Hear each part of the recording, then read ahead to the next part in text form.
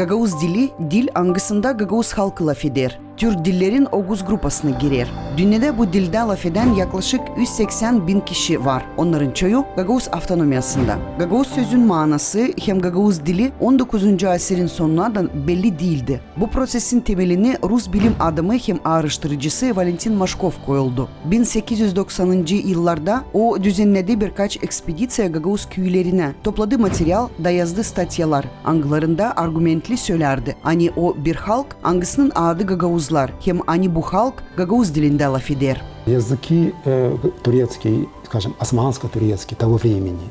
Сейчас турецкий современный и гагаузский, который был тогда турецким, он тогда еще на Балканах и здесь уже шел процесс развлечения. Еще один важный момент, османско-турецкий язык был, по-моему, до 90% наполнен арабскими и персидскими заимствованиями. То есть, собственно, тюркских слов около 10% было в те времена. А в гагаузском, наоборот, там 15-20% арабско-персидских заимствований. Все остальные другого характера, и тюркского, и романского заимствования, и много-много славянских заимствований.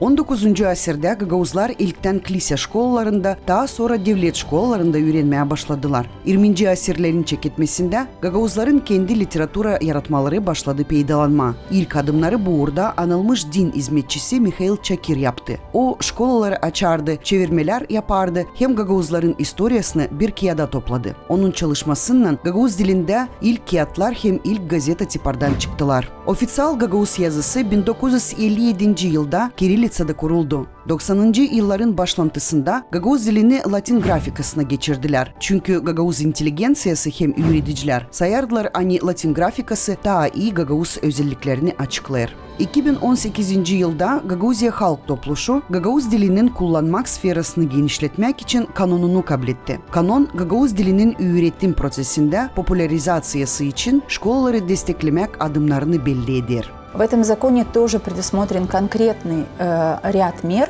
которые должны были бы быть внедрены. Часть из них внедрена и работает.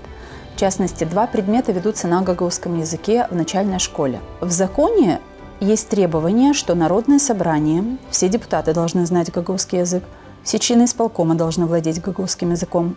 2010. yılda Birleşmiş Milletler Kurumu Gagavuz dilini kaybetmek kertiğinde bulunan dil olarak bildirdi. Есть надежда на то, что все же найдутся силы у гагаузов воспрянуть. Самые важные ценности, которые есть у народа – языk, культура. Gagavuzya Avtonom Teritoriyal Bölgesi'nde şkolalarda Gagavuz dilini 12 binden ziyade uşak öğrenir. Gagavuz dili kurslarını hepsi isteyenler için de Maria Marunevich adına bilim araştırma merkezi geçirir.